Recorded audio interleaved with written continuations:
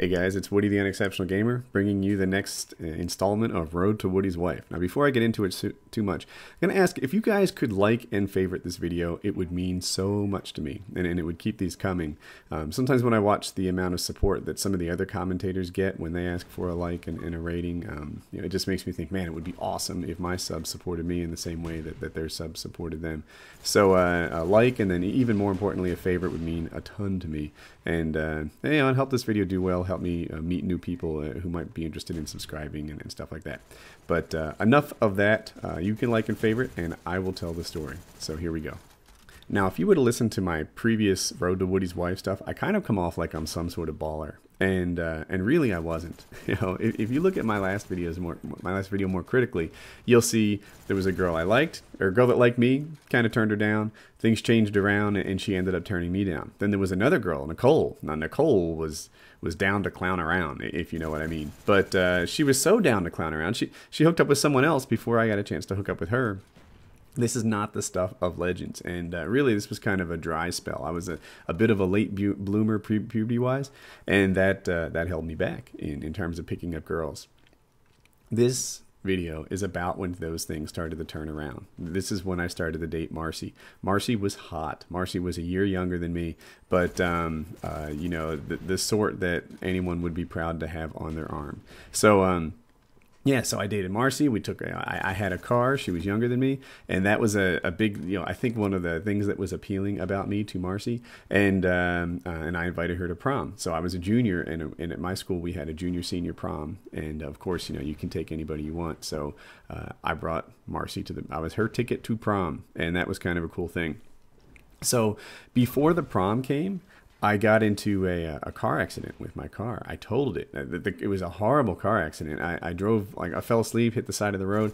The car rolled 2.5 revolutions, right? So 2 complete revolutions and then another half. And that was a total mess. And I broke my arm. Now, when I broke my arm, I got a cast something like this. Now, that's not me, but the cast is exactly like mine was. Same color, same size, same everything. And you guys know what a dance machine I am. And you know I'm headed into prom. We simply can't have this. So I did everything I could. I drank my milk. I made sure that I didn't re-break it. I listened to my doctor's instructions. And I used my wit and charm to get the guy to take the cast off just in time for prom, just a day or two before, and replace it with a cast that looked like this.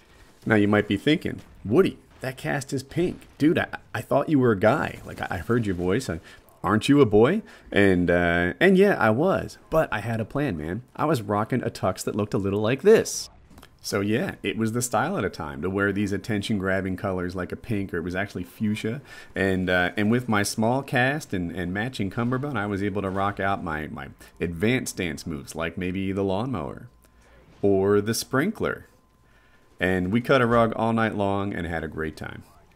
Now, the end of Marci was like this. And it was kind of a learning experience for me. Here's what really happened. It was sort of protocol in my high school to exchange pictures of the day after. And everyone had doubles printed. This is back when pictures were captured on film and you put them on like this, photo paper. So everyone got doubles and then gave their girlfriend or prom date or whatever copies of the pictures that you had. Now, her mother and my mother had both taken pictures of us the next morning, exhausted from being up too late, like at the kitchen table having breakfast. And we exchanged that picture too. Everyone said that I said I slept with her. And the truth is, I didn't, and I didn't say that. And I think we all know, like, usually when someone accuses you of saying something, dude, you said it, right? Just own up to it. But this was the first experience of my life, up to that point anyway, where I was falsely accused of saying something. I actually never said I slept with her. I actually liked her. I respected her and did not tell any lies about what happened the next morning. My best guess is that people looked at the pictures of her the next morning and inferred that I was there. But that's not actually what happened. Her mom was there. Her mom took that picture. And it was kind of a life lesson for me. You know, like, look, not every rumor you hear is true. Not every time you hear that someone said something, did they actually do that?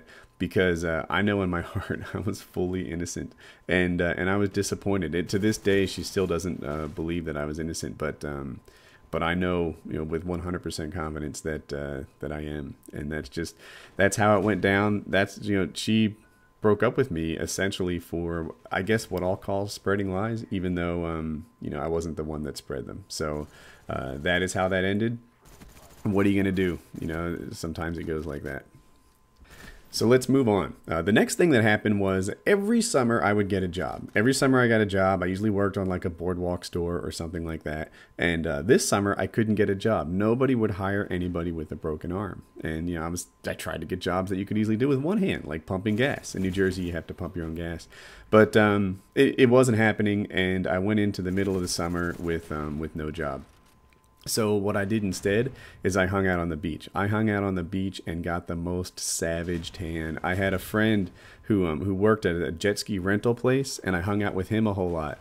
And you know, they would repair jet skis also, and they need people to test them. And I was more than happy to just like chill, test the jet skis, do my thing. It was cool.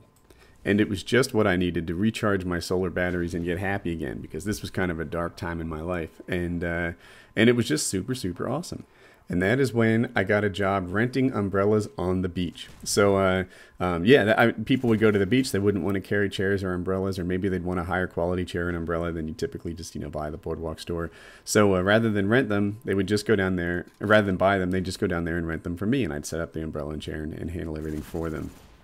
It was a great job. I got savagely tan, and I made a ton of money in tips.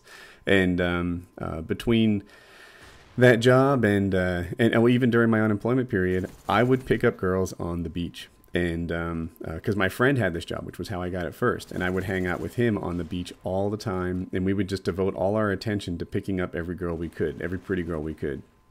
And I got pretty good at it. My move was always the same. And by the way, this is something that growing up in a shore town like Ocean City, New Jersey provides that is unique to it. And it was this concept of what I call disposable women. So, you know, when you're in high school, you date someone, they're kind of on your track record. They're kind of, people know that this is your ex or whatever. You don't want to date your friend's ex. These relationships get all complicated.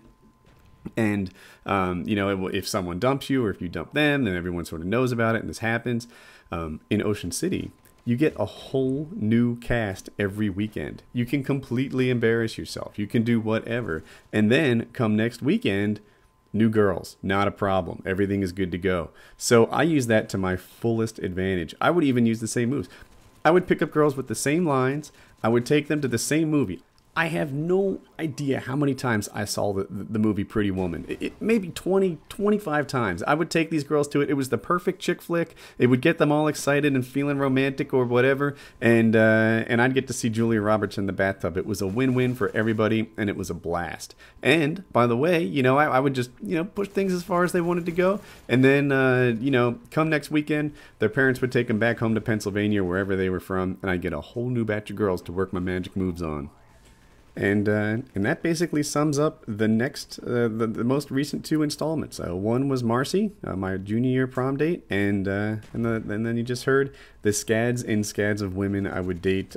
Sometimes I'd pick up 2 or 3 in the same week. They'd see each other and get mad. You know, I'd date one on Monday, another one on Tuesday. Come Wednesday, they'd meet each other, and I'd just shrug my shoulders and be like, whatever, you know, you can both go away, because I'll pick up a new one today, and then by this weekend, my reputation will be cleared, because you're all temporary girls. That's how this works. So that was good times. It was really good times. And there it is. So that wraps up Road to Woody's Wife. I think this is the 4th one. I'm not even sure. So if you liked the video, please like it, favorite it, help me out. It would mean so much to me. And then we'll bring on the next one. There'll be one more Road to Woody's Wife with a girlfriend, and then it will end with a dual com with my wife. And we'll sit there and tell the story together of how she and I hooked up. And if I'm lucky, I can get her to admit to some of the more salacious details, which, yeah, they're good stuff. So yeah, like and favorite the video, and we'll get that stuff coming. So I appreciate your support, and have a nice day.